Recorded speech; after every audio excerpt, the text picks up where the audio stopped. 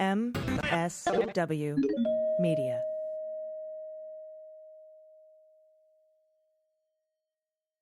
Big shout out today to Helix Sleep. Take their 2-minute sleep quiz and they'll match you to a mattress that will give you the best sleep of your life. Find your perfect mattress and get up to $200 off all mattress orders and 2 free pillows at helixsleep.com/dailybeans. Hi, I'm Moji Alawodeyal from the Feminist Buzzkills Live Pod, the only podcast that helps you navigate the news in this post-Roe anti-abortion hellscape. Each week, with co-hosts Marie Kahn and Liz Winstead, we dissect all the news from that sketchy intersection of abortion and misogyny with providers and activists working on the ground.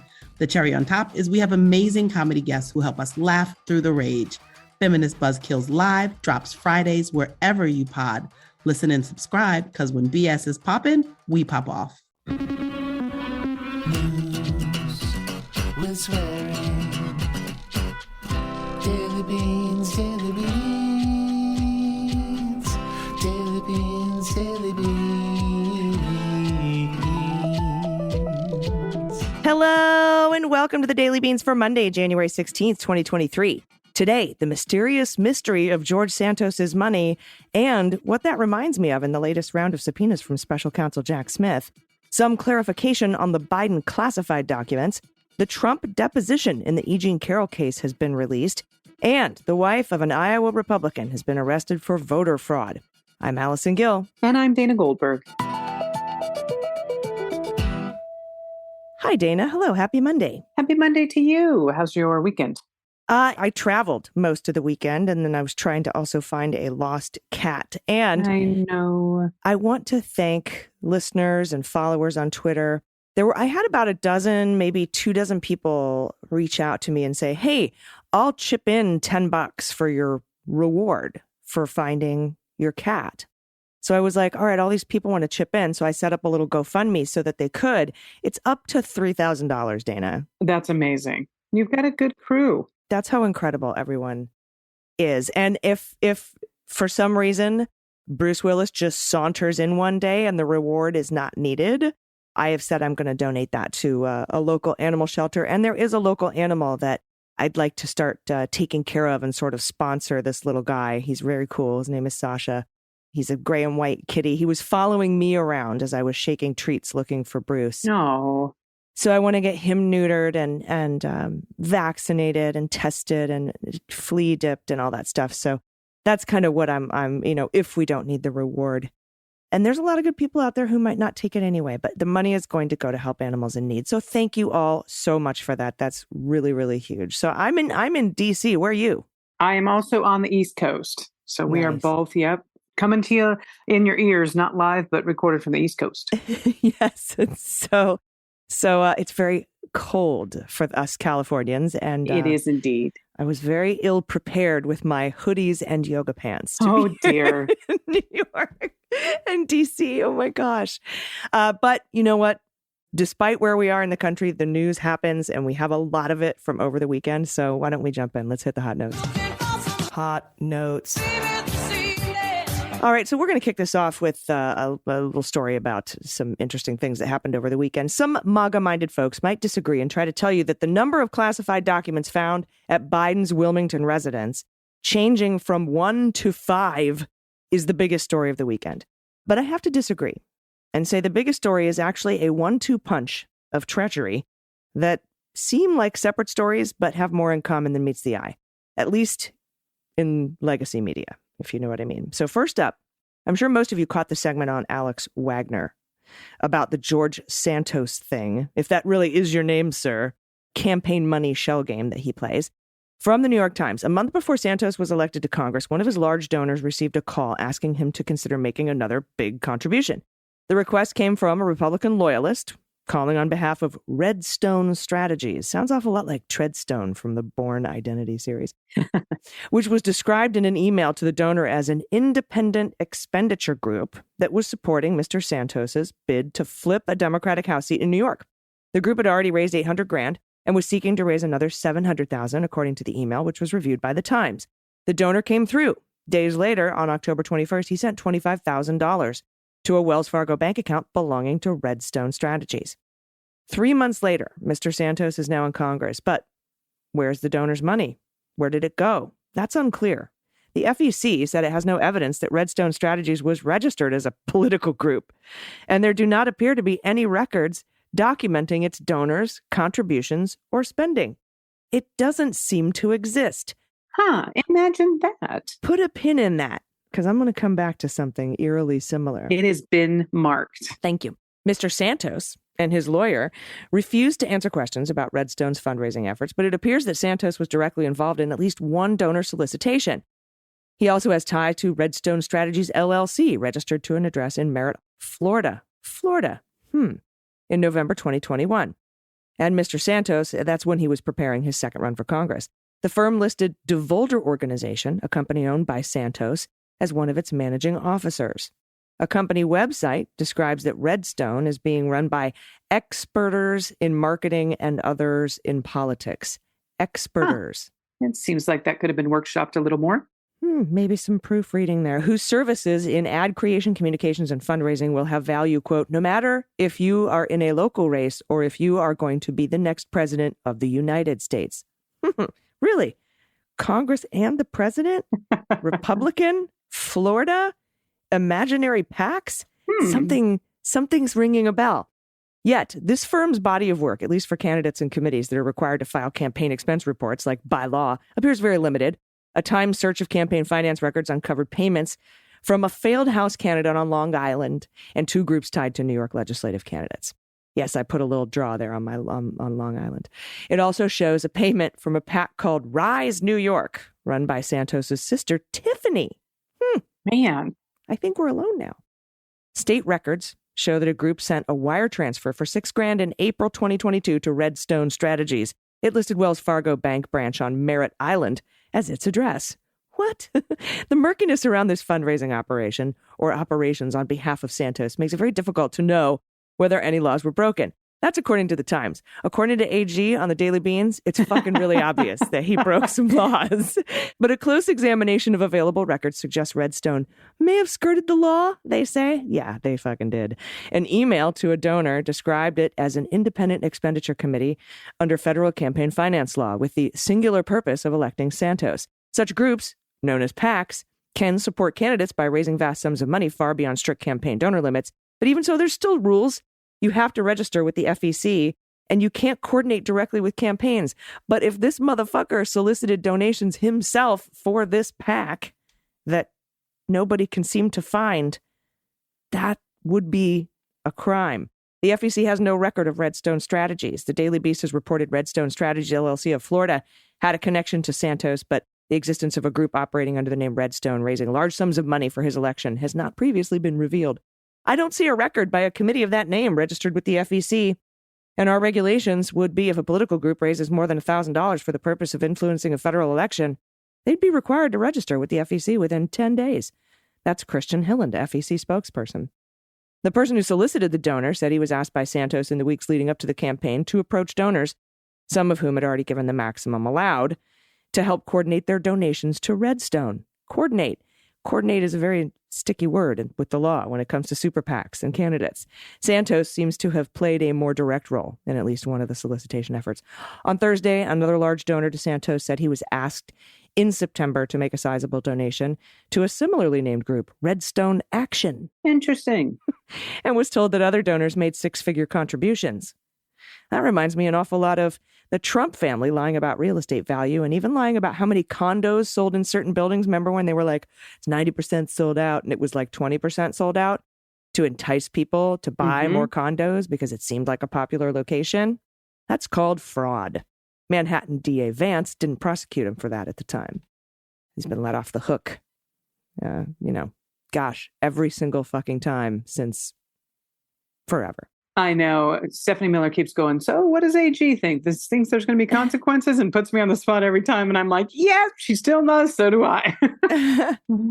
But something else reminded me of this, Dana, something that came up in a new round of subpoenas sent out from Jack Smith's office, Special Counsel. And in the massive 4-page document, which we cover in detail, Andy McCabe and I, on the latest episode of Jack, which is out now. So you want because this is a 4-page, huge subpoena, and we'd go over everything. But one of the 24 things that it's seeking is information about something called the Election Defense Fund. Okay. Astute listeners, or those who might have been at the 1-6 committee hearings or watching them closely this past summer, will remember that Zoe Lofgren called this part of the investigation the big grift.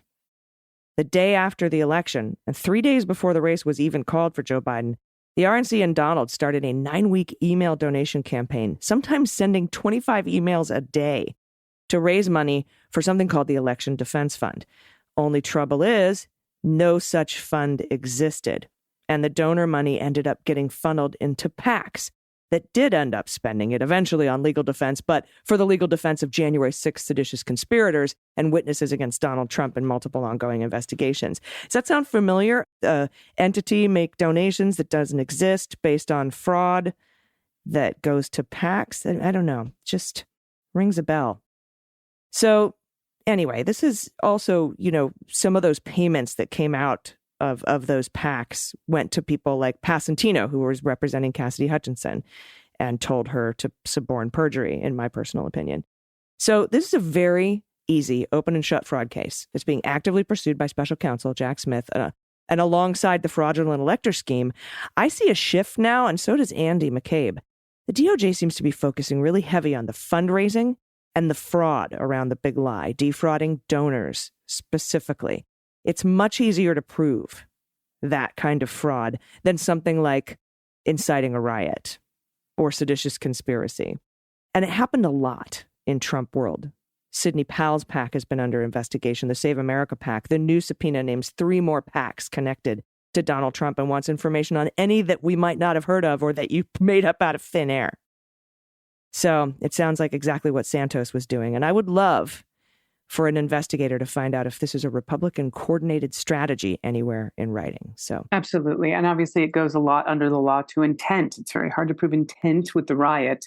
But when you've come out and said that the big lie, that the election was stolen, it was stolen, but behind doors you're like, it wasn't stolen, I just don't want to fucking lose. But then you send out emails saying it was stolen, it's stolen. That is intent to fraud your donors. Yeah, and it's easier to prove. And if you don't even really need to prove it if you set up a fake fucking thing that doesn't exist and told your donors to donate to it. Exactly. Now, Jill Stein did this with her recount fundraising, which was, a big fraud scheme back in 2016. But she put in the fine print, hey, I probably won't be able to get recounts in a lot of these states. And in that case, your money is going to go over to my PAC. Cool. Thanks. Cool. But there's no such fine print in these, in these election fraud defense emails. So interesting. Yeah. We'll see what happens. Speaking of fraud, we're going to voter fraud. The wife of an Iowa Republican who ran for Congress in 2020 was arrested Thursday and accused of casting 23 fraudulent votes for her husband. In an 11-page indictment, prosecutors say Kim Phuong Taylor, quote, visited numerous households within the Vietnamese community in Woodbury County, where she collected absentee ballots for people who were not present at the time. Well, Taylor, who was born in Vietnam, then filled out and cast those ballots herself. And an indictment alleges, quote, causing the casting of votes in the names of residents who had no knowledge of and had not consented to the casting of their ballots. That's the law that's been broken. Now, Taylor is also accused of signing voter registration forms on behalf of residents who are not present. In all, prosecutors charged her with 26 counts of providing false information and registering and voting, 3 counts of fraudulent registration, and 23 counts of fraudulent voting. Each charge carries a maximum 5-year prison sentence. Well, the goal, prosecutors allege, was to get her husband, the Republican politician Jeremy Taylor, elected to public office. That makes sense that would be the goal. Taylor ran in the 2020 GOP primary for Iowa's 4th Congressional District, which at the time was represented by Steve King, another horrible white supremacist. Remember that asshole? Oh, yeah. Fucking Nazi. Allegedly. A far-right politician. As we know, Steve King had ties to white nationalists. Taylor ended up finishing 3rd, garnering just over 6,400 votes, and probably just at 6,400 since 23 of them were fraudulent. He was more successful in the fall 2020 general election, where he ran as a Republican candidate for Woodbury County Board of Supervisors. He serves presently as the board's vice chairperson. He did not immediately respond to a request for comment. I wonder why. Maybe he was talking to his wife on a prison cell phone. The couple met while Jeremy Taylor was teaching at a university in Vietnam, according to his official biography. They do have 6 children together. Kim Phuong Taylor's court-appointed attorney, John P. Greer, declined to comment on behalf of his client. And according to court documents, she is out on bail. Interesting. I think that's the biggest case of voter fraud I've seen in a while. 23 votes. I know. Always a Republican. Yeah. It was and I saw Kash Patel tried to put it out. Dinesh D'Souza tried to put it out like, look, voter fraud found in the Democratic state of New York. Yeah, and someone retweeted was like, and it was a Republican who was arrested. Or was it Iowa? It's Iowa, right? Yeah, Republicans or Democratic state.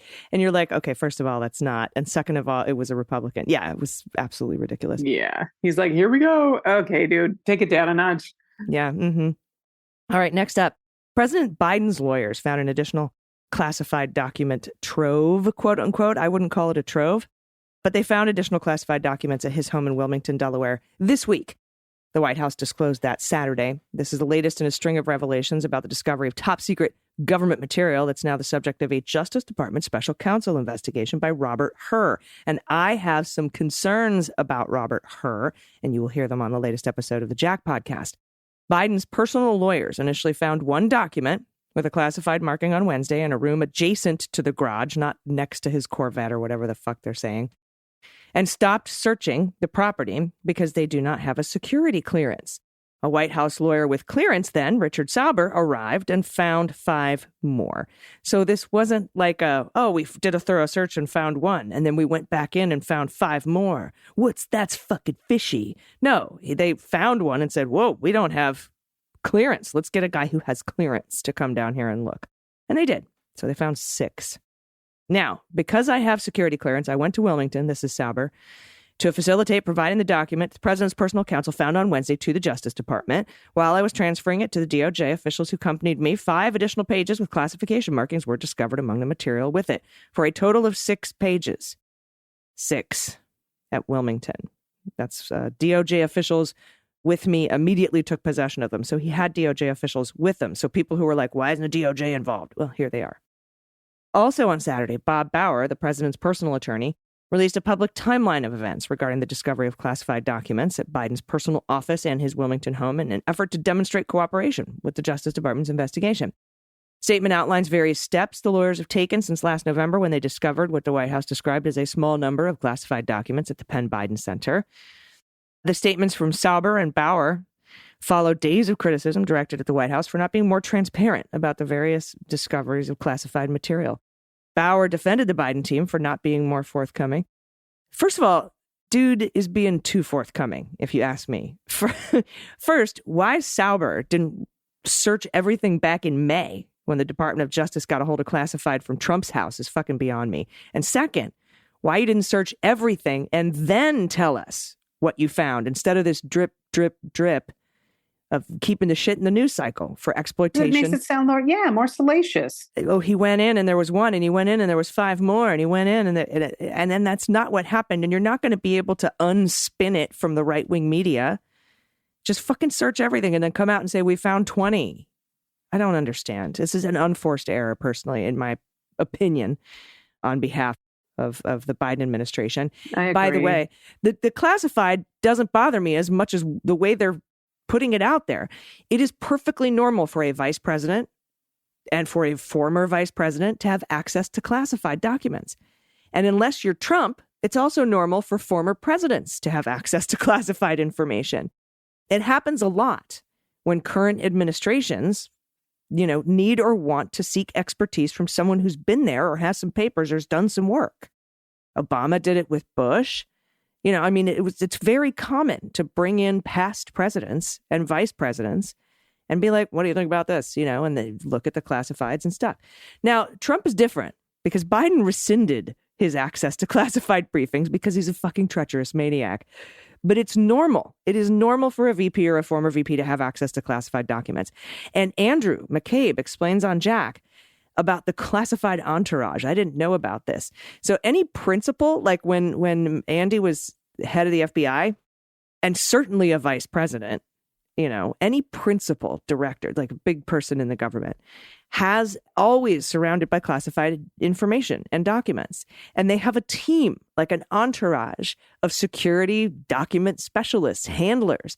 And they come with you, like when the vice president goes overseas, like when Pence went overseas to Ukraine, all this classified documents entourage goes with him. They set up a skiff in the hotel and they handle all the documents and he reviews them, right? That's what happens. It's not unheard of for an aide or the entourage to pack stuff up with the president's personal documents and maybe mix up a couple of documents. And I'll bet money there's no crime here, albeit, again, not the best handling of the press, nor the best handling of classified. We need to address that too. And further, you can't indict a sitting president. Remember, even if he's found committing gross negligence under the Espionage Act, but he doesn't come anywhere close to meeting that threshold, in my opinion, given what we know. I'll put that caveat on it, but I still think Jack is going to indict Donald despite the right-wing distraction. I'm much more interested in who's leaking this shit to Ken Delanian, of all people, and why he's being hailed as a voice of reason. He's the one who came out and said, the Mueller report exonerated Trump. So I don't know what's going on. He says schmuck. He's a bit of a schmuck. All right. I do want to give a content warning on this next story. This has to do with the E. Jean Carroll case and Donald Trump. So as you're listening, if this is just not something you'd like to hear, the good news is coming up in a bit. All right. This is content warning. Donald Trump used a sworn deposition in a case brought by his sexual assault accuser, E. Jean Carroll, to continue calling her a liar and claim she's mentally ill, denying that he sexually assaulted her, or even, as he falsely claimed, Carroll said in a CNN interview, that she enjoyed being raped. In rambling and combative testimony during an October session at Mar-a-Lago, Trump reiterated past claims he didn't know Carroll, except as an adversary in what he termed hoax litigation, and said she was a nut job. He was fabricating the story altogether. Remind you, he's not president anymore when he's making these statements, okay? So there's that. And he went on to say, I know nothing about her, he said in response to questions from Carroll's attorney, Roberta Kaplan, according to court documents unsealed Friday. I think she's sick, mentally sick. The former president twisted Carroll's comments from a June 2019 interview with CNN anchor Anderson Cooper, in which she said she shied away from calling her alleged encounter with Trump a rape because the word has so many sexual connotations and is a fantasy for many. So she chose not to at the time. And this is a quote. I think most people think of rape as being sexy, she told Cooper, according to a transcript of the interview, explaining that she instead thinks of her alleged attack as a fight. Trump cited the interview in telling Kaplan that Carroll loved sexual assault. She actually indicated that she loved it, okay? Trump said in the deposition. In fact, I think she said it was sexy, didn't she? She said it was very sexy to be raped. Now, Kaplan then asked, so, sir, I just want to confirm, it's your testimony that E. Jean Carroll said that she loved being sexually assaulted by you? And Trump answered, well, based on her interview with Anderson Cooper, I believe that's what took place. That did he just not admit? Yeah. Well, one, that he knows her. And that he raped her and she thought it was sexy. Which, by the way, she didn't say. She thought, I think other people think it's sexy, so I don't want to call it rape. I'm going to call it a fight. Right. And he and Kaplan, what a great lawyer. Oh, Roberta's fantastic. Are you saying she loved being sexually assaulted by you? Well, based on her interview, I believe that's what took place. Yeah. That's, wow. Yeah. Well, on Friday, U.S. District Court Judge Lewis Kaplan, not to be confused with Roberta Kaplan, Robbie, rejected a bid by Trump's attorneys to dismiss Carroll's sexual assault lawsuit, which was filed under a New York law that lets sexual assault victims sue years later. Now, Trump lawyer Alina Habba, I know, said she will appeal the judge's decision not to toss out the newer case. The spokesman for Trump's 2024 presidential campaign declined further comment, not surprising. The D.C. Court of Appeals is considering whether the Justice Department can represent Trump as a federal employee, a long-running legal dispute that has been heard by various courts and could effectively put an end to the defamation claims altogether. Now, Kaplan has scheduled an April trial date for both lawsuits. That's the judge again. The deposition depicts a full display of Trump's trademark bluster. He complained to Robbie Kaplan, the attorney, about having to, quote, waste a whole day doing these ridiculous questions with you, and said he would sue both Carroll and her attorney after this is over, which he probably fucking will, even if he loses. He also insisted incorrectly that Truth Social, the social media website he launched in response to his disciplinary removal from Twitter, said it was more successful than mainstream sites like Twitter, TikTok, and Instagram. Now, Truth Social, whose audience has reportedly grown since its very rocky launch, it still has nowhere near the reach as the other apps on this market that he was mentioning. Well, Kaplan asked Trump during the deposition to list times he's labeled an event as a hoax, which he has said about Carroll's allegations. And this is a quote: "The Russia hoax, Ukraine hoax," Trump replied. Apparent references to federal probes into Russia's interference into the 2016 election and Trump's alleged meddling in the disbursement of Ukraine military funding during his term. He listed several others instead of the legal proceedings initiated by Carroll. This is a hoax too. Well, when directly asked if he'd ever sexually assaulted or touched a woman's intimate parts without consent, his lawyer objected. And Trump responded, and this is a quote: "Well, I'll tell you no, but you may have some people like your client that lie." That's what Trump said.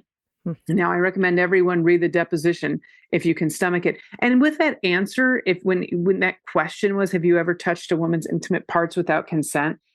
I just wish they would play the Billy Bush tape. I mean, it's just him saying, you can do whatever you want if you're a celebrity. Grab them by the pussy. I don't wait to kiss women. I just move on them like a bitch. Like, it's his own words. Yeah. Were you lying to Billy Bush 100%. Or are you lying to me? Yeah. 100%. You lying to the court or him? Get him. Yeah. I'm with you. Like, corner him on that question. Yeah. So I'm sorry about the story. I know it's very hard for some people, but it's important news. And we're still hoping that E. Jean is the one to bring this son of a bitch down. Yeah, that'd be great. All right. We're going to be right back with the good news. If you have good news to send us, you can do it at dailybeanspod.com. Click on contact. We'll be right back after this break. Stay with us. After these messages, we'll be right back. Hey, everybody, it's AG, and I cannot stop talking about how much I love my Helix mattress. My Helix Sleep mattress is amazing. It's changed my life. Helix Sleep makes high-quality custom mattresses that help fit your sleep issues, just like they fixed mine. Helix knows everyone is unique, so they have many different models to choose from, including soft, medium, and firm beds, even a Helix Plus mattress for plus-size people. And they have a quiz to help you find your perfect mattress. Mine is the Helix Midnight, because I wanted something with a medium feel. And I sleep on my side, as you know. The whole world knows now that I sleep on my side. I love my mattress so much. So if you're looking for a mattress, go take the quiz, order the one you're matched to, and the mattress will come right to your door, shipped for free. Helix is awesome, but you don't have to take my word for it. They were awarded #1 best overall mattress pick of 2020 by GQ and Wired Magazine. They even have a 10-year warranty, and you get to try it for 100 sleeps with no risk. They'll pick it up for you if you don't love it, but you will, I promise. Just go to helixsleep.com/dailybeans, take their 2-minute sleep quiz. They'll match you to a customized mattress that will give you the best sleep of your life. Sleep is so important. And right now, Helix is offering up to $200 off all mattress orders and 2 free pillows for listeners at helixsleep.com/dailybeans. That's helixsleep.com/dailybeans for up to $200 off your mattress and 2 free pillows. Everybody, welcome back. It's time for the good news. Who likes good news, everyone? Then good news, everyone.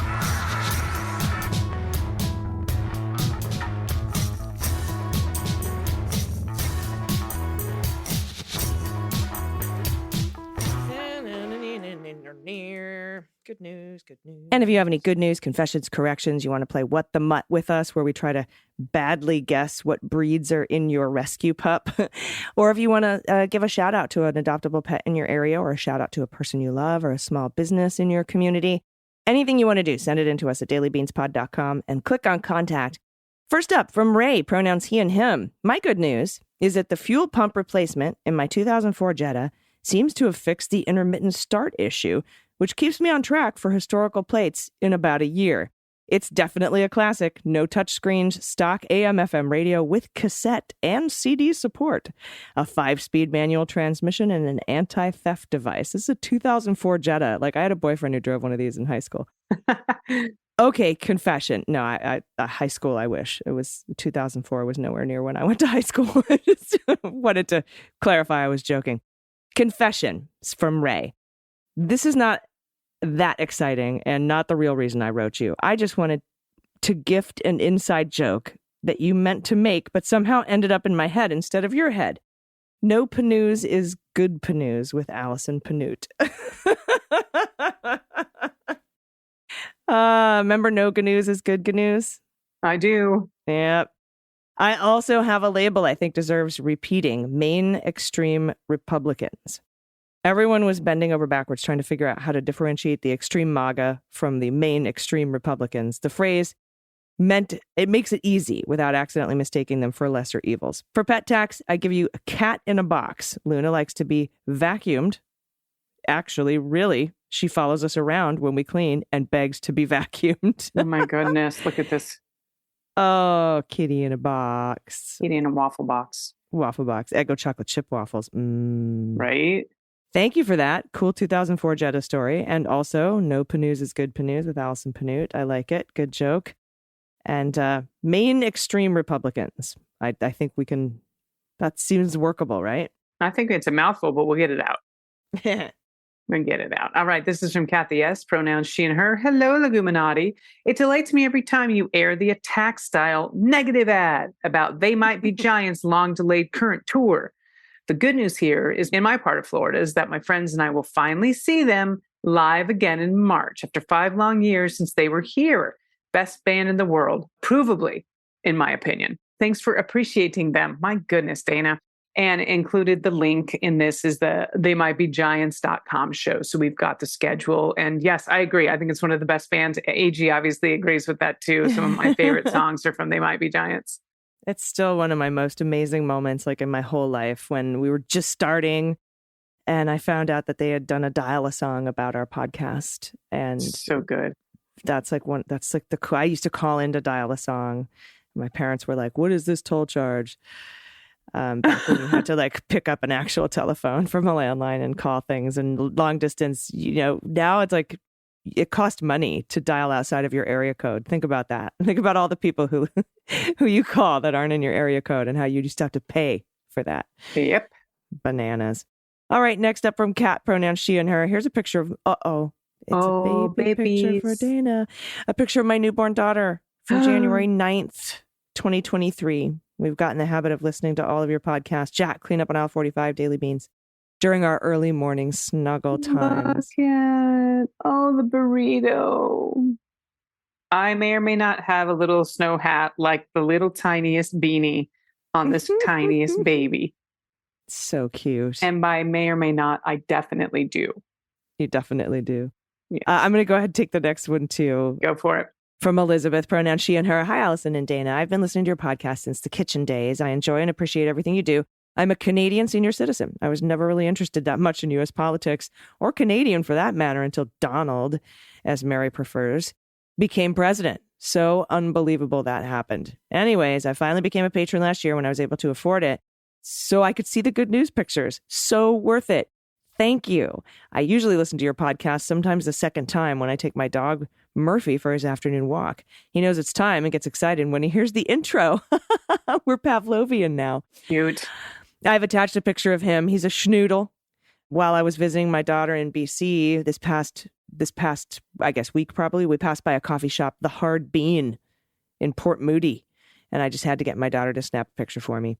Next visit, I'll definitely give it a go. Also, I saw on Facebook to send pictures of pets stuck in something. This is my daughter, Molly. She can get out the small doggy door that her brother uses, but got into a bit of a bother coming back in. She's the sweetest. She's now 14. We have no idea what breed she has in her, but she's beautiful. And we always get a lot of compliments when we walk her. There's the Hard Bean. Love it. There's the schnoodle. Cutie. Cute. Oh. The dog door. This looks like a dachshund. It looks like a dachshund like mix. A dachshund corgi or something. Oh my God. It's really cute. But yeah, that is, the doggy door came right in. Hello. So good. So good.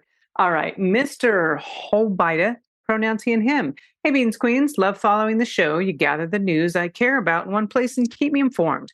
I have a fan casting suggestion. In the inevitable movie, Jack Smith should be played by Silas Weir Mitchell. You may know him from Grimm. The resemblance is uncanny, and it really is. I can't pay the pet tax, so I'm borrowing my friend's cat, Tullius, named for the Imperial General in Skyrim. Skyrim. Skyrim. Skyrim. I love it. Oh my God. Here he's reclining on the back of the couch, keeping awesome. Yeah, this is a really good casting. Dude, that looks just like him. Yeah. It does. I like the idea. If I butchered your last name, I apologize, or if this is some sort of a nickname, but thank you so much, Mr. Holbeida. That looks just like him. That is freaky. And the kitty is adorable with the arms. I do accept those arms. Thank you very much for sending that in. And thanks to everyone for sending in all of these things. Dana, you got a baby picture today. I didn't get frog orgies. You're way ahead of me. I think we're getting pretty close. Your fans have been really good about going to like zoos and ponds and really being just photographing frog orgies for you, which I think is hilarious. The due diligence is not lost on me. I appreciate every single one of you. And if you have anything you want to send in to us, you can do it at dailybeanspod.com and click on contact. Do you have any final thoughts before we get out of here today? I know you're going to be gone tomorrow traveling, but you'll be back with us the next day. I will indeed. So everyone have a great day tomorrow. I will miss you, but I will be back. And I will be here in your ears until then. Please take care of yourselves, take care of each other, take care of your mental health, take care of the planet. Vote blue over Q. And take someone with you. I've been AG. And I've been DG. And them's the beans. The Daily Beans is written and executive produced by Allison Gill with additional research and reporting by Dana Goldberg and Amy Carrero. Sound design and editing is by Desiree McFarlane, with art and web design by Joelle Reeder with Moxie Design Studios. Music for The Daily Beans is written and performed by They Might Be Giants, and the show is a proud member of the MSW Media Network, a collection of creator-owned podcasts dedicated to news, politics, and justice. For more information, please visit mswmedia.com. MSW Media. They Might Be Giants have been on the road for too long. Too long. And They Might Be Giants aren't even sorry. Not even sorry. And audiences like the show's too much. Too much. And now They Might Be Giants are playing their breakthrough album, Flood. All of it. And they still have time for other songs. They're fooling around. Who can stop They Might Be Giants and their liberal rock agenda? Who? No one. This ad was paid for with somebody else's money.